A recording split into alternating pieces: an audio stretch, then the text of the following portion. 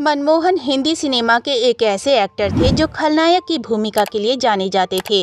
28 फरवरी 1933 में जमशेदपुर में पैदा हुए मनमोहन ने हिंदी के अलावा बंगाली, गुजराती और पंजाबी फिल्मों में भी काम किया था।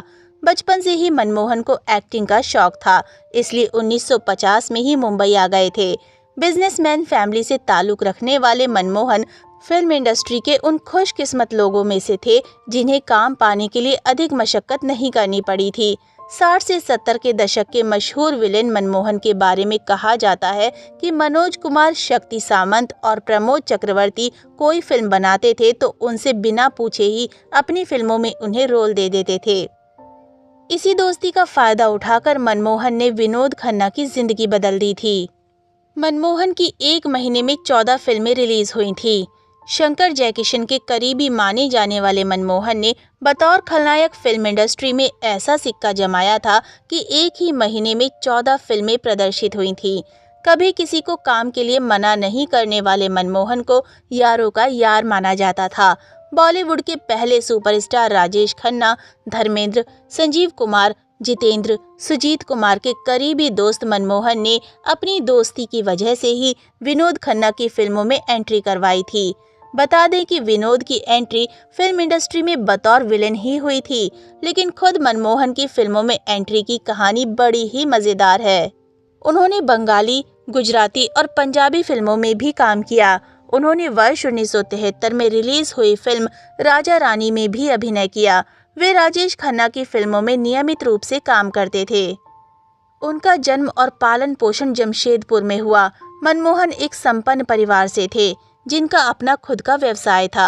अपने अन्य 3 भाइयों से बिल्कुल अलग उन्हें बचपन से ही अभिनेता बनने का बहुत शौक था। उनके बेटे नितिन मनमोहन एक निर्माता हैं जिन्होंने बोल राधा बोल, लाडला, दीवानगी और भूत जैसी फिल्में बनाई हैं। 1950 में वे बम्बई आए और शंकर जयकिशन, भप्पी सोनी और जीपी सिप्पी जैसी तत्कालीन हस्तियों से मिले। जयकिशन के साथ उनके घनिष्ठ संबंध थे। उन्हें केवल कश्यप से परिचित कराया गया, जिन्होंने उन्हें अपनी पहली फिल्म शहीद में कास्ट किया। वे भप्पी सोनी की सभी फिल्मों में भी थे। भप्पी सोनी के जरिए उनकी मुलाकात शक्ति सामंत, प्रमोद चक्रवर्ती और मनोज कुमार से हुई थी। फिर उन्हें एन सिप्पी की फिल्म गुमनाम मिली। 70 के दशक में वे अपने अभिनय करियर के शीर्ष पर थे। मनमोहन से खुश हो गए थे मुकरी टुनटुन। जमशेदपुर के बिजनेसमैन फैमिली से आने वाले मनमोहन को बचपन से ही एक्टिंग की धुन सवार थी। मनमोहन के भतीजे विनय ने एक बार मीडिया को बताया था कि जमशेदपुर में साकची के आम बागान में उस दौर के मशहूर कॉमेडी एक्टर मुकरी टुनटुन का एक प्रोग्राम होना था। वहाँ एक होटल में ये टीम ठहरी हुई थी। इसकी जानकारी जब मनमोहन को मिली तो उनकी खुशी का ठिकाना नहीं रहा। एक्टिंग के शौकीन मनमोहन होटल पहुंच गए और इन मशहूर कलाकारों की खूब खातिरदारी की। मनमोहन से ये लोग इतने प्रभावित हुए कि अपने साथ ही मुंबई लेकर चले गए। मनमोहन के बेटे नितिन मनमोहन है फिल्म निर्माता। माया नगरी मुंबई में जमशेदपुर का नाम रोशन करने वाले मनमोहन ने शहीद, जानवर, गुमनाम, आराधना, हमजोली, क्रांति, अमर प्रेम जैसी फिल्मों में शानदार अदाकारी का जबरदस्त सिक्का जमाया था। कहते हैं कि राजेश खन्ना की लगभग हर फिल्म में मनमोहन होते थे। 26 अगस्त 1989 को मनमोहन का निधन हो गया था।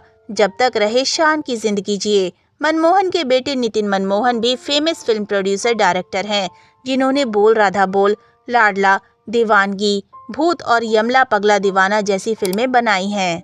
तो दोस्तों, अभी के लिए बस इतना ही। मिलते हैं अगली वीडियो में। तब तक आप सब अपना ध्यान रखिए। Bye bye.